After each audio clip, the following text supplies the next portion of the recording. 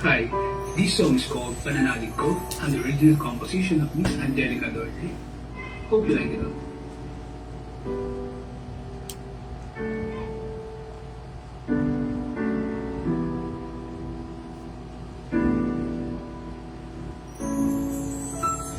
Noong wala ka pa sa buhay ko, noong wala ka pa sa puso ko, di ko pinapansin pag-ibig mo sa'kin, pag-ibig at biyaya mo'y di ko inaangkin. Nabuhay sa kasalanan ang puso ko, pag-ibig ko'y hindi ilan sa'yo. Mahina sa tukso ang pagkatao ko, pananalig ko sa iyo'y hindi siniseryoso.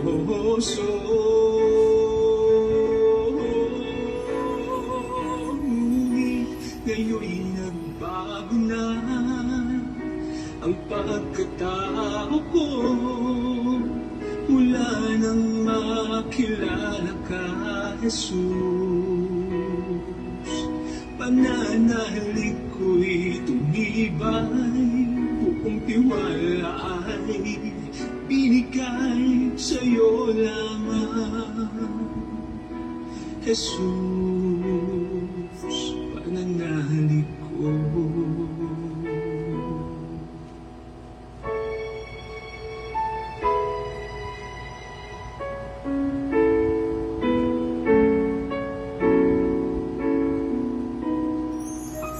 Nabuhay sa kasalanan ang puso ko, pag-ibig ko'y hindi nilaan sa'yo.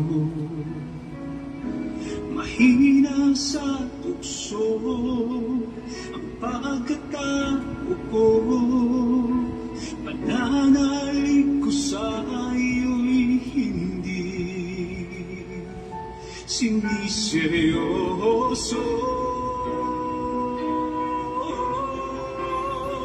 Ngunit ngayon'y nagbago na ang pagkatao ko, mula nang makilala ka, Jesus.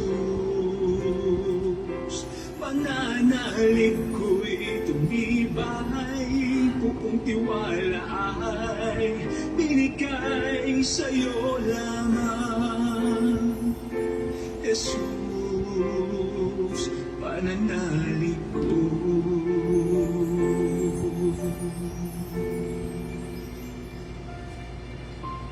Sa'yo lamang, Jesus.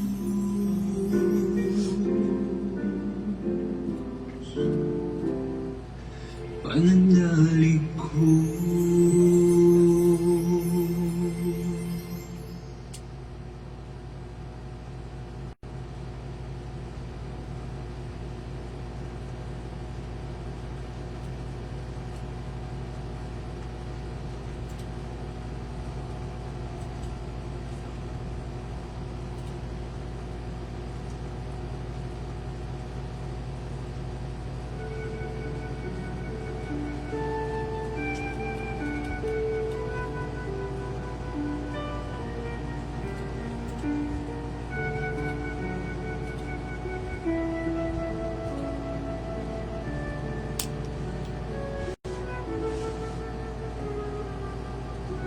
Sa ngalan ng Ama at ng Anak at ng Espiritu Santo. Amen.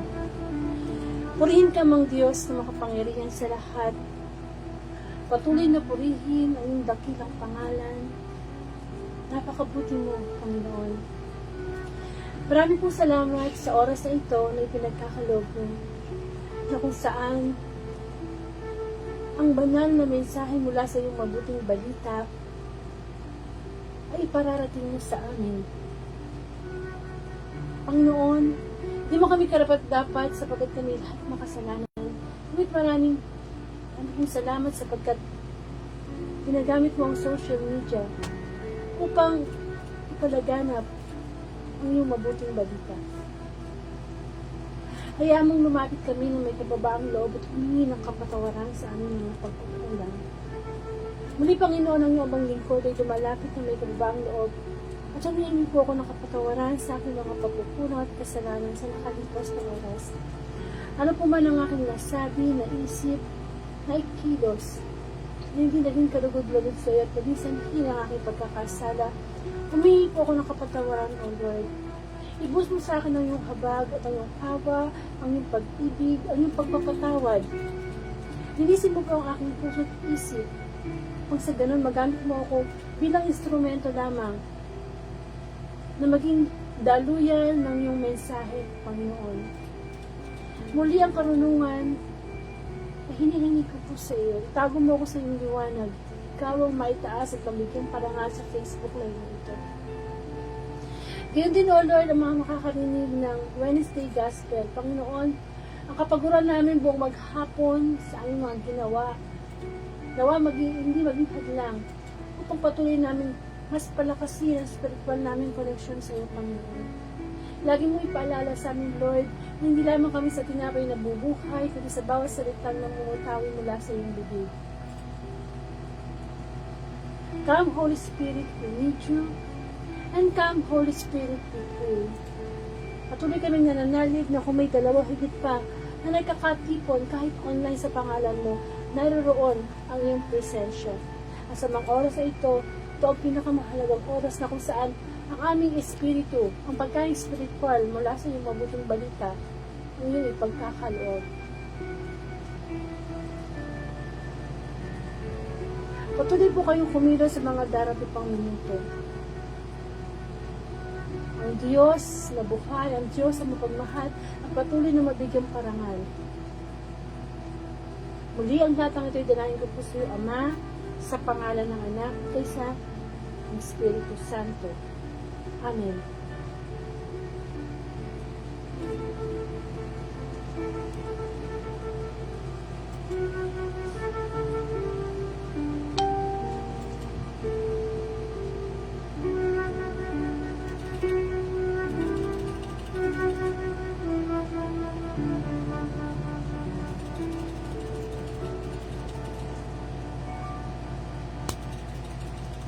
Bigyan po natin ng parangal ang mabuting balita. Hallelujah, hallelujah. Purihin ka amang Diyos sa makapangyarihan sa lahat.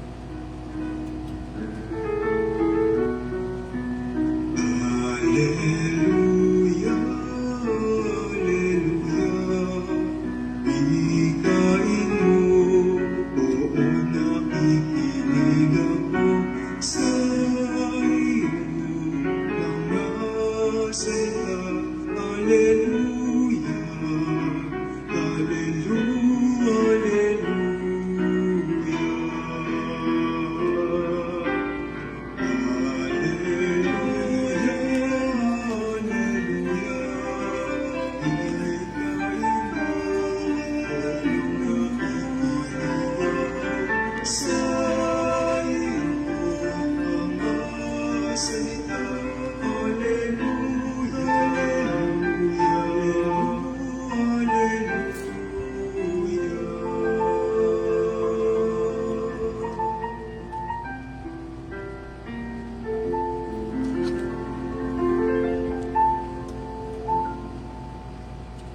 Mga kapatid kong minamahal kay Kristo, ang mabuting balita ayon kay San Juan, papuri sa iyo, Panginoon.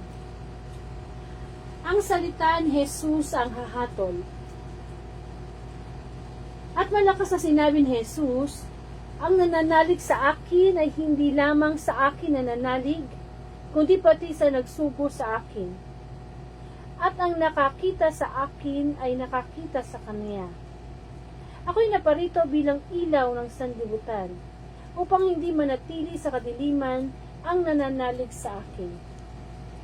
Kung mapakinggan nino man ang aking mga salita, ngunit hindi niya tuparin ito, hindi ko siya hahatulan. sapagkat naparito ako upang hatulan ang sanlibutan. Sapagkat naparito ako hindi upang hatulan ang sanlibutan, kundi upang iligtas ito. May hahatol sa sinumang magtakwil sa akin at hindi tumanggap sa aking mga salita. Ang salitang ipinahayag ko ang hahatol sa kanya sa huling araw. Sapagkat hindi ako nagsalita sa ganang sarili ko lamang, kundi ang amang nagsugo sa akin ang siyang nagutos kung ano ang aking sasabihin at ipahahayag. At alam kong ang kanyang utos ay nagbibigay ng buhay na walang hanggan. Kaya't ang ipinasasabi ng Ama, ang siya kong sinasabi. Mga kapatid, ang mabuting balita ng ating kaligtasan, pinupuri ka namin, Panginoong Jesucristo. Isa pong pinagpalang gabi sa inyong lahat. Welcome po sa Word of God, Daily Gospel at Facebook Live.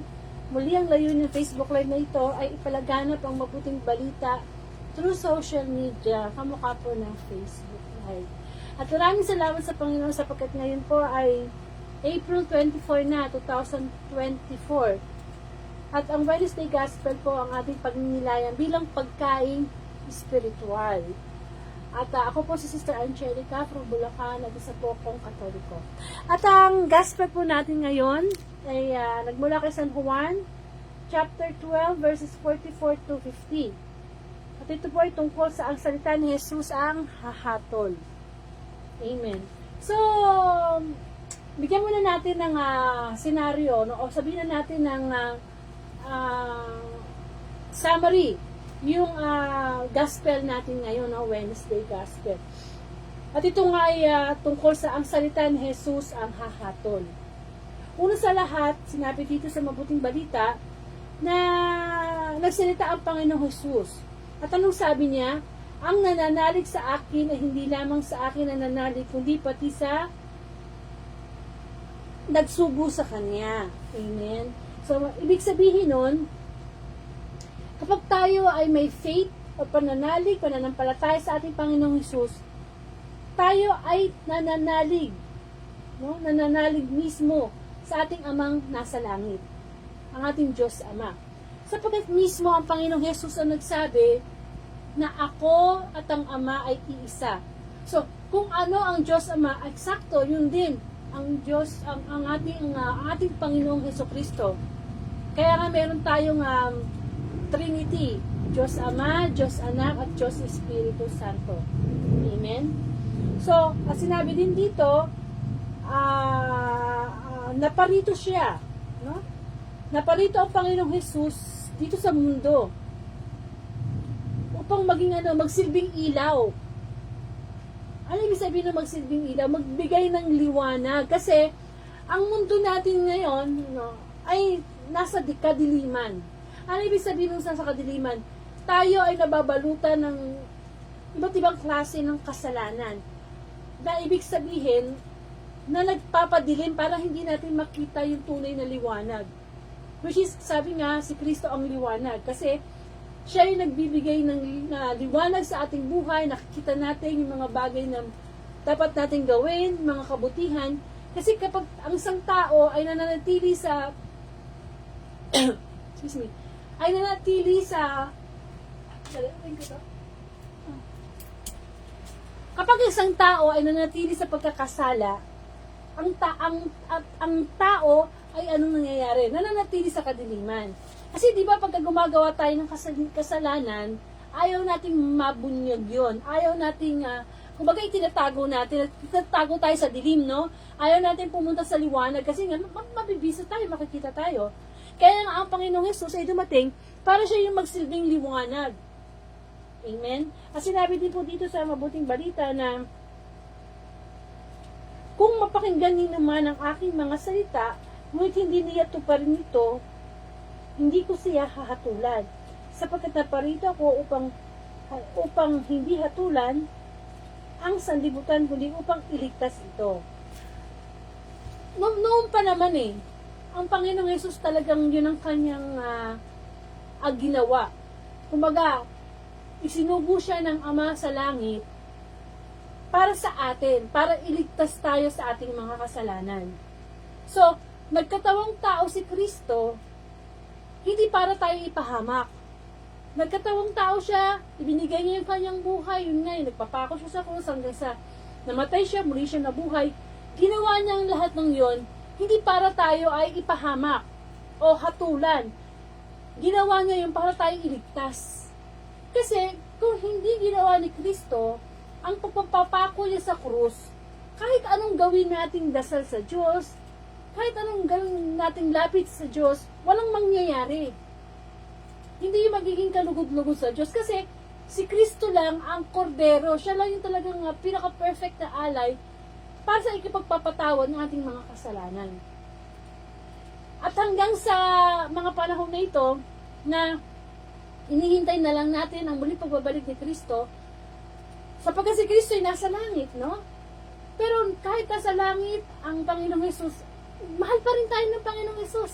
Hindi niya tayo iniwan. At ano ang iniwan niya rito nung umakyat siya sa langit? Ang Espiritu Santo. Kaya nga yung Holy Spirit, yun naman ang nagiging gabay natin. Yun ang nagiging gabay natin, no? Upang makita natin yung dapat ating mga kabutihan na ginagawa na ayon sa kalooban ng Panginoon. So, nandoon pa rin yung concern sa atin ni Kristo para hindi tayo mapunta saan? Sa impyerno. Amen. Kasi sa mga panahon na ito, marami nang nagaganap. Marami nang nagaganap sa mundo. Diba? Ngayon nga lang, ang climate change natin, sobrang init, napakainit, no? Tapos, minsan magugulat na lang tayo sa news, mababalitaan natin, sa Dubai, bumaha. Alam naman natin ng Dubai, isang talagang kilalang bansa, at maunlad na bansa, pero bakit binabaha? So, marami nang nangyayari sa mundo na, nagpapahiwatig na sa atin na, eto na yung tamang panahon na tayo magbalik loob sa Diyos. Kasi nga, totoo naman na darating ang panahon na tayo haharap. Haharap tayo sa Diyos. Amen. At nandun na talaga yung paghuhusga. Pero hanggat nabubuhay pa tayo di sa mundo, hanggat hindi pa tayo kinukuha ng Diyos, binibigyan pa tayo ng pagkakataon para magbalik loob sa Kanya. Salita. Ano ba yung salita? Ang salita ng Diyos. Kapag tayo ay nagsisimba tuwing linggo, di ba? Sa part ng homily, di ba may binabasang gospel o mabuting balita? At yun ang pinagninilayan, pinapaliwanag ng pare. Kasi ang salita ng Diyos ay makapangyarihan. Yung salita ng Panginoon, yung mga aral ng Diyos, yun mismo ang magiging batayan natin kung paano tayo hahatulan ng Panginoon, ng ating Diyos. Yung salita natin, minsan yung the way na paano tayo magsalita, mag-isip, saan tayo dadalhin ng mga sinasabi natin, ng mga salita natin. Kumbaga, inihain na sa atin ng Diyos ang lahat ng kanyang mga salita eh. Kasi, ang Panginoong Hesus, ginanap niya lahat eh. Kung ano yung iniutos ng Ama sa Langit, ginawa niya. Kung ang utos ng Diyos Ama isa, huwag kang papatay, huwag kang magsisinungaling, igalang mo yung ama't ina, huwag kang mangangalunya. Yun ay galing sa Diyos Ama, na ipinangaral din ng Panginoong Hesus. Hanggang sa ipinangaral niya din itinuro din niya yun sa kanyang mga alagad. At di ba sabi nga ng Panginoon Jesus, itong sa kanyang salita ay ipalaganap sa buong mundo, sa bawat tao. Kasi yung salitang yan ay hindi basta salita, yan ay makapangyarihan. Yan yung mag-aano sa atin eh. Yan yung magiging gabay natin sa buhay. Kasi kapag hindi tayo nakakarinig ng salita ng Diyos, talagang ang mapapakinggan nating mga salita ay puro pang mundo. Lalo na ngayon, usong-uso na, sabihin na natin nagbo-boom ang social media.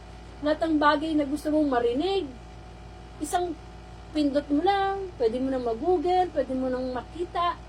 At marami ngayong mga content creator na marami silang sinasabi na kung hindi tayo nakakarinig ng salita ng Diyos, tayo maliligaw. Maniniwala tayo sa kanila na, ay, para sa kanila, ang salitang divorce ay okay na. Okay na sa mundo. Para sa kanila, ang salitang abortion ay okay na sa kanila. Pero ang tanong, kung hindi tayo nakakarinig ng salita ng Diyos, okay ba yun sa Diyos? Okay ba yung abortion? Okay ba yung divorce? Okay ba yung pangangalunya? Okay ba yung pagnanakaw? Siyempre, hindi. Kaya nga bilang isang tao, tayo ay hindi lang naman tayo katamang lupa eh. Tayo ay may espiritu at meron tayong kaluluwa. At ang buhay natin dito sa mundo ay pansamantala lamang.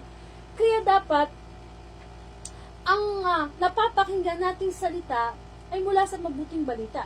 Sapagkat talagang nakaka-bad vibes, no? Yung magbukas ka ng TV, makinig ka ng news, o kung ano man sa YouTube o whatever, tapos sa mga salitang narinig mo, nakakalungkot. Pinatay ng nanay yung anak, tumaas yung presyo ng bilihin, may giyera sa ganitong bansa, diba? Para bang mawawalan ka na ng pag-asa eh, sa mga narinig mong salita, sa mga report. Pero ang salitang ibinibigay sa atin ng Diyos, yung pinaghirapan ni Kristo, yung inalay niya yung kanyang buhay, yun ay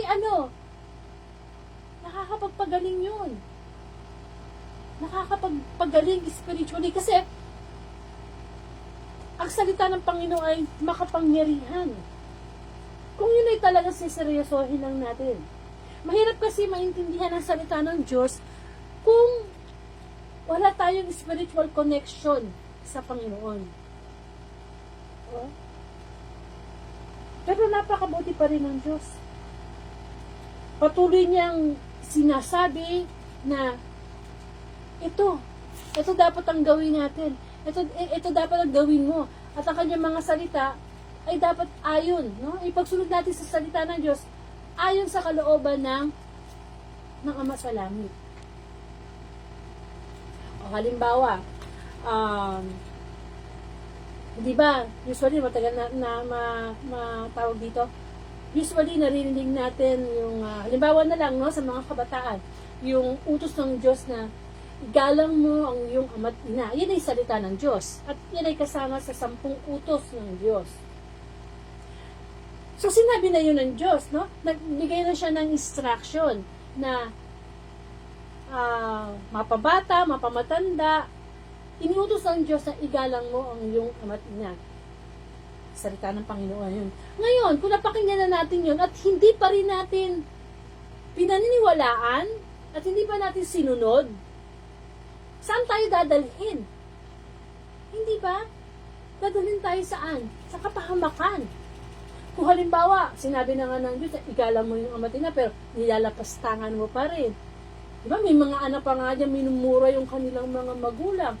May mga anak pa nga na pinagsasalitaan ng masasakit ang kanilang mga magulang, no? Samantalang, sinabi ng Diyos, igalang mo yan no matter what. Kaya naging mabuting magulang yan, kaya naging masama yan, sinabi ng Diyos na igalang. Amen? Kasi ang ating magulang is the co-creator of God. Kasi kung wala ka rin magulang, paano tayo lilikhain ng Diyos, di ba? Kaya lang, iba na ngayon ang trending, di ba? Meron ng sariling language ang mga kabataan. Meron na silang mga paniniwala. Uso na ngayon yung pag kinakausap mo yung magulang mo, di ka na nagpopo, di ka na nag-oopo. Uso na ngayon sa mga kabataan na kapag nagsalita ang magulang, nangangatwiran. Amen? So, paano natin masusunod yung salita ng Panginoon? Paano tayo magkakaroon ng buhay na walang hanggan? Paano tayo papasok sa langit? Kasi ang nagiging problema natin, yung salita o utos ng Diyos, ay binibreak natin sa paanong paraan. Imbis na kapag naghain ang Diyos ng kanyang salita, imbis na ang tugon lang natin ay, Opo, Lord, yes, Lord, nangangatwiran pa tayo. Amen? O, halimbawa naman yung ang ating katawan, our body is a temple of the Holy Spirit. Yung ating katawan ay dapat templo ng banal na Espiritu. Yung salita ng Panginoon. Pero di ba may salita ang mundo? At anong salita ng mundo? Gagawin ko kung anong gusto ko sa katawan ko. Akin to eh. So, kung gusto kong magpakalunod sa alak, kung gusto kong sakta ng sarili ko, gusto kong magpakamatay, gusto kong, hindi ba, gusto kong gamitin ang aking bibig para magalit sa kapwa ko, gusto kong gamitin ang aking kamay para sakta ng aking kapwa, magnakaw. Hindi ba? So, paano magiging temple of the paano papasok ang Holy Spirit sa ating katawan? Alam naman natin ng Diyos ay Espiritu.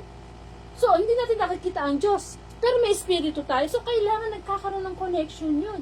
So, kung hindi natin nasusunod yung utos ng Diyos na we should respect and that our body should be the temple of the Holy Spirit, ang mangyayari, tayo din ang naapektuhan. Ayaw naman ng Diyos na makaranas tayo ng paghihirap sa buhay, sa yung bang magkaroon ng broken family, yung magkasakit tayo ng cancer, diabetes, o kung ano pa. Kasi hindi naman yan ang pangako ng Diyos eh. Ang pangako ng Diyos, mabigyan tayo ng isang buhay na ganap at kasiyasiya. Kaya lang, alam na natin yung tama, pero ginagawa pa rin natin yung mali. So may consequences yun. Alam na natin mali, alam natin mali ang magnakaw, alam naman natin mali ang magtanim ng galit sa kapwa, pero patuloy natin ginagawa. So, ang nangyayari, napapahamak tayo. So, nawawalan ng saysay yung salita ng Diyos para sa atin. Amen. Ang salita kasi ng Diyos, ano yan eh? Hindi lang yan basta utos. May kasama yung pagmamahal. Kapag sinunod natin ang salita ng Panginoon, meron niyang meron niyang pangako, meron niyang reward. Kaya hindi natin makuha yung mga promises sa salita ng Diyos, yung mga reward, kasi nga binibreak natin. Sinusunod natin yung salita natin, yung gusto natin. At kung patuloy natin susundin yung will natin, o yung human will and not the God's will, patuloy tayong ipapahamak ng ating mga gusto. May kapangyarihan ng salita, paano malalaman may kapangyarihan ng salita? Kapag halimbawa, pagising mo sa umaga, sasabihin mo, ay, tinatamad pa ako, ay, ayoko pang kumilos. It will happen. Kasi may kapangyarihan ng salita, eh. Sinabi mo na, saan mangyayari sa'yo? O halimbawa naman,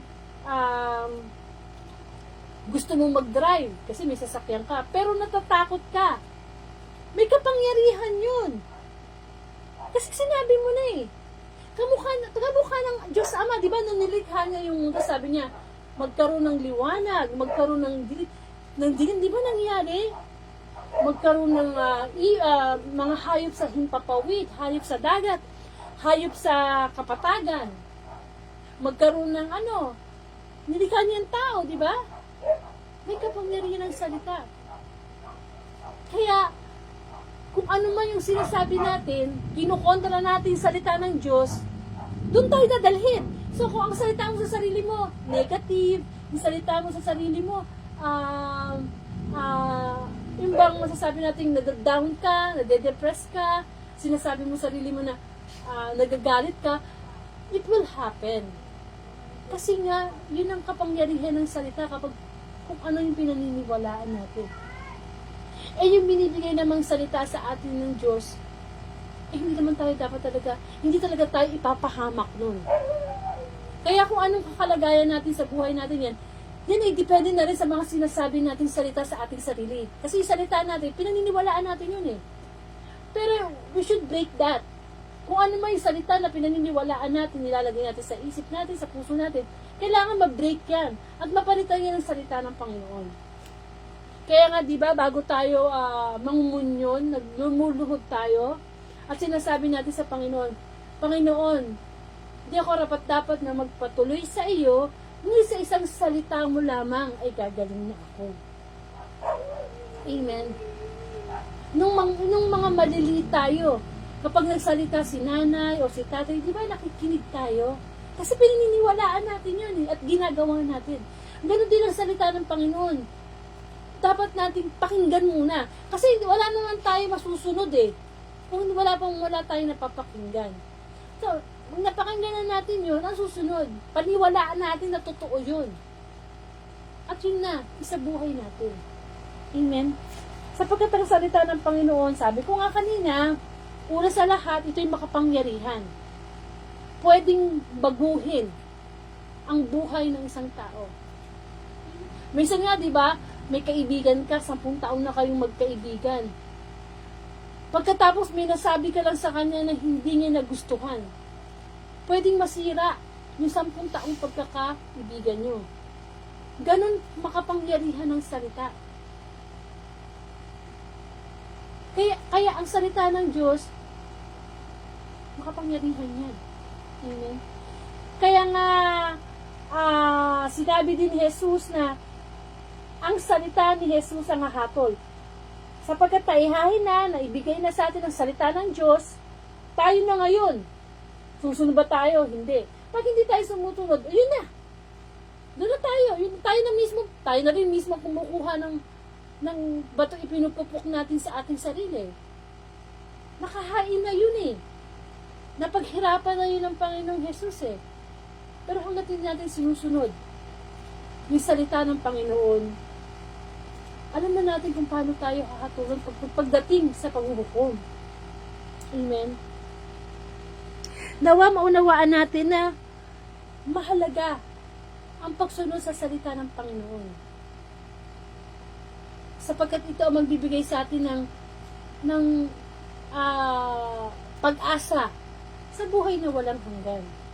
Hanggat hindi natin sineseryoso ang salita ng Diyos, yung kanyang mga utos, alam na natin kung paano tayo hahatulan sa araw ng paghuhukom. Amen.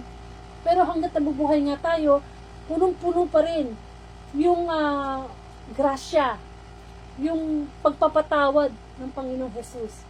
Sabi nga niya, hindi hanggat tayo nabubuhay, wala yung paghahatol muna. Kaya yung mga naranasan natin ngayong sakit, o ano man yung kalagayan natin sa buhay ngayon, hindi ganit sa atin ang Diyos. Hindi pa tayo hinahatulan ng Diyos. Tayo pa rin na may kagagawan niyan. Kung bakit tayo nagkakasakit, kung bakit ganito ang buhay natin, kagagawan natin yan, choice natin yan. Pinili natin yan. Kasi, ang Diyos, ang ganda lahat ng inihain ng salita. Kung babasahin lang natin ang Bible, ang kanyang salita, punong-puno ng pag-ibig eh. Amen. Yung kanyang salita na pagpapatawad. Napakaganda niyan. Pero ano ang salita ng tao? Ay, huwag kang magpatawad. Pag ginawan ka ng masama, mas gawan mo ng masama. Kapag minura ka, mas murahin mo ng malutong. Yun ang salita ng tao. Kaya dapat nakakarinig tayo ng salita ng Diyos para nakokontra yung salita ng mundo. Kasi napakaingay ng mundo. Napakaingay ng social media. Amen? Kung hindi tayo magkakaroon ng desire to hear the Word of God every day, not only Sunday kasi tayo, nasanay tayo na nakikarinig lang tayo ng salita ng Diyos every Sunday. Bakit? Every Sunday lang ba tayo nagkakasala? Diba every day? And of course, ang salita ng Diyos ay pagkain spiritual. Yun ang dapat nating maunawaan at tanggapin, intindihin. Na kung ating physical na katawan, kumakain ng tanghalian, hapunan, pag nagugutom tayo, di ba? Naghahanap tayo ng pagkain, pag nauuhaw tayo, naghahanap tayo ng maiinom. What about our spirit? What about our soul? Yung katawang lupa naman natin yun na namamatay. Paano yung ating espiritu, ang ating kaluluwa? Kailangan itong nabubusog ng salita ng Panginoon. At ang kabusugan sa salita ng Panginoon ay yung mag-umpisa yan sa pakikinig. Pagkatapos mong makinig, kailangan ito'y pagnilayan, isabuhay at ibahagi sa iba. Amen. Kasi darating naman talaga ang panahon na kahit ikaw pa yung pinakamayaman sa mundo, pinakamaganda, pinakamatalino, pinaka-powerful, pag namatay tayo, wala man tayo madadala sa langit eh. Wala talaga. Amen. Ang lahat ng ito'y pansamantala lang. Ang lahat ng ito'y pahiram lang. Actually, wala tayong pagmamayari. Dumating tayo sa mundo na walang dala, alisin tayo ng walang dala. Pero kung nabubuhay tayo ayon sa salita ng Diyos, hindi ba, pagdating nung paghuhukom, di ba masarap mapakinggan mula sa salita ng Diyos na welcome, no? Welcome sa langit because you are a faithful servant. Ang pinakamasakit siguro sa itang maririnig natin sa araw ng paghuhukom ay yung sabihin ng Diyos na ikaw sino ka? Hindi kita kilala. I-deny talaga tayo ng Diyos, hindi kita kilala. Umalis ka. No? Umalis ka sa harapan ko. Saan tayo dadalhin? Itatapon tayo sa impyerno. At kahit ano pang sabihin natin na, ay Lord, patawarin mo ako. Oh Lord, magsaseryoso na sa'yo, mamahalin kita. Wala na. Sarado na ang pinto ng langit. Kaya nga ang bawat araw, pagkakataon sa atin yan. Pagkakataon sa atin yan para tayo ay magbalik loob sa Panginoon. Kasi tayo ay hatulan tayo ng Diyos, hindi naman kung ano yung yaman, ano yung talino, hindi naman yun eh. Yung ating puso. Kung paano tayo nabuhay ayon sa kanyang kalooban. Nawa, gayahin natin ang Panginoong Jesus, no? Nagkatawang tao siya, sumunod, ipinahayag niya, ipinangaral niya ang salita ng Diyos, sinunod niya ang salita ng Diyos, ipinalaganap niya ang salita ng Diyos. Ano, nakita natin kung anong nangyari sa Panginoon, di ba? Siya'y nasa langit. Siya'y nasa buhay na walang hanggan. Siya ay, masasabi natin kung ano yung meron ng Ama, meron din siya. At yun ang nakakagalak dun eh. Kung ano ibinigay sa Panginoong Jesus, yun din ang ibibigay sa atin. Kung binigyan ng Panginoong Jesus ng langit, binibigyan din tayo. Kaya nga lang, kailangan nating sumunod sa salita ng Panginoon. Sapagkat ito'y kayamanan. Kayamanan yan. Hindi yan mapapantayan ng kahit anong kayamanan sa mundo. Sapagkat lahat ng bagay dito mawawala, maglalaho. Pero yung salita ng Diyos magre-remain yan. Forever and ever hanggang eternal. Kailangan lang natin mapakinggan. Kasi pag hindi talaga natin napapakinggan yun, makokorap yung ating mind. No? Alam mo yan? Makokorap yung mind natin ng mga sinasabi ng mundo, ng social media. Amen. Nawa, bigyan natin ng halaga ang ginawang paghihirap ni Kristo para sa salita ng Diyos na ipalaganap, na ipaalam sa atin. Amen. So magkaroon po tayo ng closing prayer. Muli Panginoon, marami pong salamat sa pagbibigay niyo po sa amin ng pagkakataon upang nang sa ganon ay maunawaan namin na ang iyong salita ay napakahalaga. Panginoon, maraming pong salamat sapagkat ang buhay mo ay pinagkaloob mo sa amin upang ang kaganapan ng salita ng Ama sa langit ay magkaroon ng kaganapan. Dalangin ko, Panginoon, na ang bawat nilalang mo ay magkaroon ng desire to hear your words. Ang salita mong nagbibigay buhay, ang salita mong aming kayamanan. Nawa, Panginoon, ipaunawa mo sa amin na ang buhay dito sa mundo ay pansamantala lamang. At nawa, ang iyong salita ang aming maging sandata sa paglaban sa mga tukso na nagdadala sa amin sa kasalanan. Ang iyong mga salita na ituloy namin kayamanan. Ang iyong salita ang magbigay sa amin ng inspirasyon na hanggang habang may buhay na patuloy kaming umasa sa iyong mga pangako. Ikaw lamang ang nangangako na marunong tumupad. Paramdam mo sa aming Panginoon na ang salita mo ay may kagalingan. Ama namin, sumasalangit ka, sambahin ang ngalan mo, mapasa amin ang kaharian mo. Sundin ang loob mo dito sa lupa para nasa langit. Bigyan mo kami ng aming kakanin sa araw-araw at patawarin mo kami sa aming mga sala para ng pagpapatawad namin sa nagkakasala sa amin. Huwag mo pa kami painturo sa tukso at iadya mo kami sa lahat ng masama. Sa ngalan ng Ama at ng Anak ng Espiritu Santo. Amen.